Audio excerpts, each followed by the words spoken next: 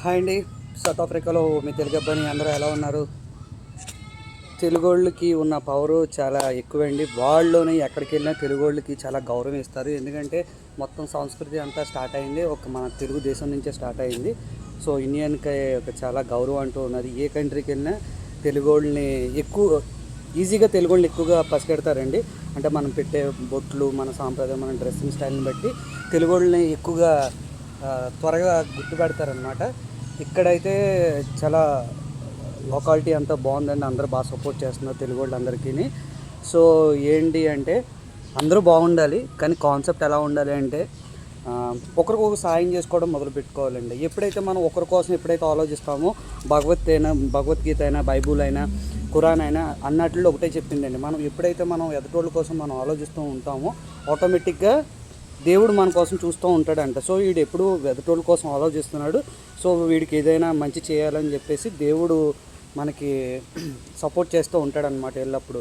So ఏంటంటే మనం ఒకరి కోసమే కాకుండా మన ఇంట్లో వాళ్ళ కోసమే కాకుండా మన ఫ్యామిలీ మెంబర్స్ అయినా అవ్వచ్చు, లేదా మన ఫ్రెండ్స్ అవ్వచ్చు, లేదంటే మన ఫ్రెండ్స్ యొక్క రిలేటివ్స్ అవ్వచ్చు, వాట్ ఎవర్ అది ఎవరైనా సరే మనం ఒకరి కోసం ఎప్పుడైనా ఆలోచిస్తూ మొదలు పెట్టామంటే ఆటోమేటిక్గా మనం చేయవలసిన పనులు ఏదైతే ఉన్నాయో అవి ఈజీగా దేవుడు అనేది కొంచెం సపోర్ట్ చేస్తూ ఉంటాడు అనమాట. సో ఏంటంటే అది ఏ పైన అయినా, మీరు చేసే బిజినెస్ కావచ్చు, మీరు చేసే వర్క్లో కావచ్చు, మీరు ఎప్పుడు మీ ఒక్కడి కోసమే కాకుండా పక్కోళ్ళ కోసం కూడా హెల్ప్ చేయడం మొదలు పెడితే ఆటోమేటిక్గా దేవుడు మీకు ఏదో రూపంలో హెల్ప్ చేస్తూ ఉంటాడండి. సో ఈ కాన్సెప్ట్ అనేది మర్చిపోవద్దు. అందరూ బాగుండాలనే కోరుకుంటున్నాను నేను. సో దేవుడి దేవాళ్ళు ఇక్కడైతే అంతా బాగానే ఉందండి. నాకు ఎప్పటికప్పుడు సపోర్ట్గా దేవుడు ఏదో రూపంలో మనుషులను పంపించడం సంథింగ్ ఏదో అవుతుంది. సో ఇంకేంటి, ఏదైనా కామెంట్లో పెట్టచ్చు కదా. కామెంట్లో పెడితే నేను ఏదైనా కొత్తగా మీకోసం రీల్స్ చేయడమో, వీడియోస్ చేయడం ఏదో చేస్తూ ఉంటాను కదా.